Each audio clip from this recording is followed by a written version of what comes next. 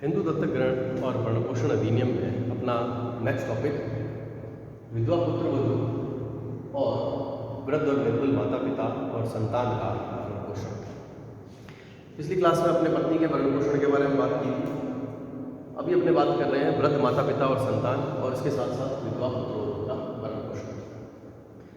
धारा 19 सेक्शन 19 में विधवा पुत्र वधू के भरण पोषण के दायित्व के बारे में बात आती है कि कोई भी ससुर का दायित्व होगा कि वह अपनी विधवा पुत्र वधू का भरण पोषण करेगा। और इसके साथ साथ सेक्शन 20 में सेक्शन 20 में धारा 20 में वृद्ध और निर्बल माता पिता तथा उसकी संतान के बारे में प्रावधान किया गया है कि किसी पिता का दायित्व है अपनी संतान का और उसकी संतान का दायित्व अपनी वृद्ध और निर्बल माता पिता का भरण पोषण करें। सबसे पहले अपने बात करते हैं सेक्शन 19 की कि विधवा पुत्र वधू का भरण पोषण करने का दायित्व उसके ससुर का होगा।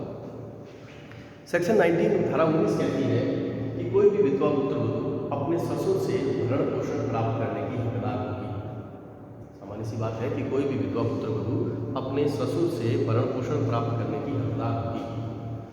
लेकिन वो कुछ सीमाओं के अधीन है, कुछ बातें जिनको फुलफिल करने के बाद ससुर से भरण पोषण प्राप्त करने की हकदार होगी। तो सबसे पहले कुछ चीज़ों को समझना है कि यदि उस विधवा स्त्री के पति की कोई संपत्ति या आय का जरिया है जिससे कि उसका भरण पोषण हो सकता है, तो ससुर का दायित्व नहीं होगा कि वो अपनी विधवा पुत्र वधू का भरण पोषण करे। या उसके स्वयं के पास कोई संपत्ति है या उसके पास आय का जरिया है जिससे वो अपना भरण पोषण खुद कर सकती है, ऐसी कंडीशन में ससुर का दायित्व नहीं होगा कि वो अपनी विधवा पुत्र वधू का भरण पोषण करे। या उस विधवा स्त्री के, उस विधवा महिला के माता पिता के पास कोई आय का जरिया है या उनके पास ऐसी कोई संपत्ति है जिससे वो अपनी विधवा पुत्री के भरण पोषण कर सके, तो ऐसी कंडीशन में ससुर का दायित्व नहीं होगा कि वो अपनी विधवा पुत्र वधू का भरण पोषण करे। या ऐसी विधवा स्त्री की संतान है, वयस्क है और उनके पास आय का कोई जरिया है, उनके पास ऐसी प्रॉपर्टी है कि वो अपना और अपनी माता का, विधवा माता का भरण पोषण कर सकते हैं, ऐसी कंडीशन में ससुर का दायित्व नहीं होगा कि वो अपनी विधवा पुत्र वधू का भरण पोषण करेंगे। मान लीजिए इस प्रकार की कोई भी परिस्थिति नहीं है, ऐसा कोई साधन नहीं है, तो ससुर का दायित्व होगा कि वह अपनी विधवा पुत्र वधू का भरण पोषण करेगा। लेकिन यह दायित्व भी लिमिटेड लायबिलिटी है, सीमित दायित्व है कि वह कितनी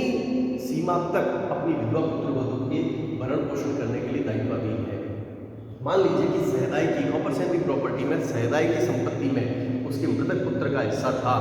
और उस हिस्से पर उसका पिता काबिज है, यानी उस विधवा स्त्री का ससुर काबिज है, तो ऐसी परिस्थिति में उस हिस्से की वैल्यूएशन की सीमा तक उसका दायित्व है कि वह चूंकि यह हिस्सा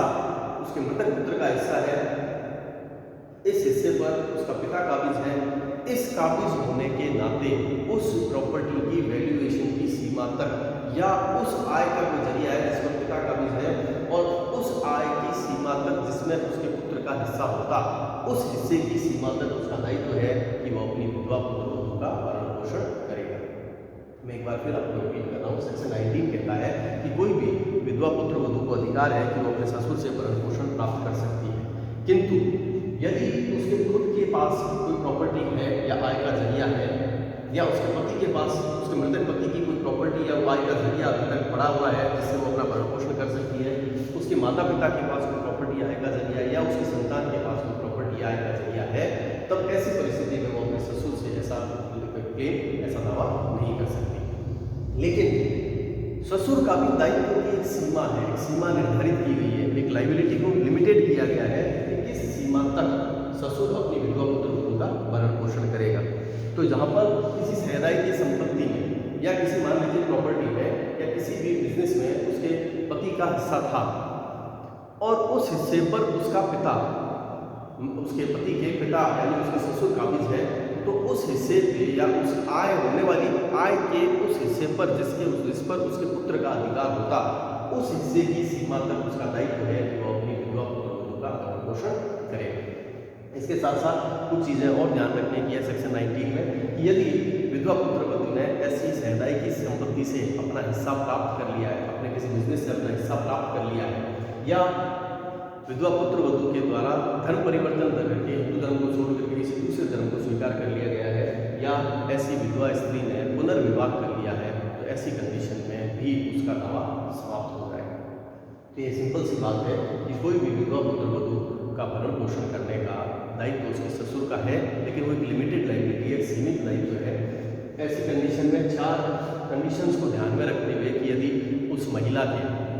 मृतक पति की कोई संपत्ति है उससे जिससे उसका भरण पोषण हो सकता है,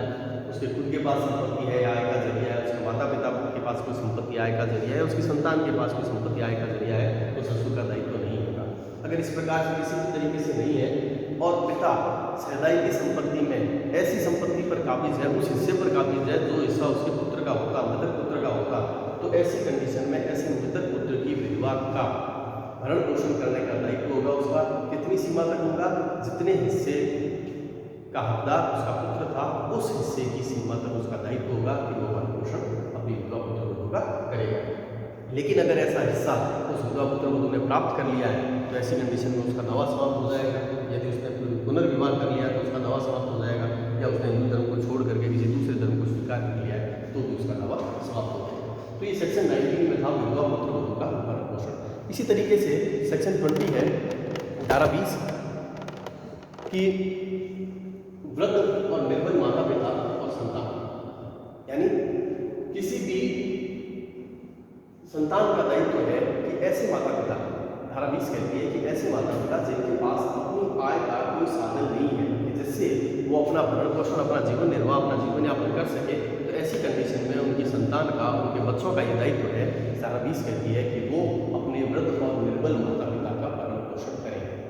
इसी के साथ साथ सेक्शन 20 में संतान के लिए भी किया गया है कि किसी भी व्यक्ति के पुत्र और पुत्री का, उसके बेटे और बेटी का भरण पोषण करने का भी उसका दायित्व होता है। धारा 20 के अनुसार लड़का, उसके कोई पुत्र है तो जब तक कि वो वयस्क नहीं हो जाता, जब तक कि वो मेजर नहीं हो जाता, वयस्कता की आयु प्राप्त नहीं कर लेता, तब तक उसके पिता का दायित्व है कि वो अपने अवयस्क पुत्र की सभी जीवनकालीन आवश्यकताओं को ध्यान में रखे। इसी तरीके से अगर उसकी लड़की है, बेटी है, बेटी के मामले में जब तक वो विवाहित नहीं हो जाती, जब तक कि उसकी शादी नहीं कर दी जाती, तब तक उसके पिता का दायित्व है कि वो अपनी अविवाहित लड़की के जीवनकालीन आवश्यकताओं को ध्यान में रखते हुए उसका भरण पोषण करेगा। संतान के मामलों में जैसे हमने बात करी कि भरण पोषण में रोटी, कपड़ा, मकान, चिकित्सा और शिक्षा की आवश्यकताओं को ध्यान में रखते हुए उसका भरण पोषण किया जाता है।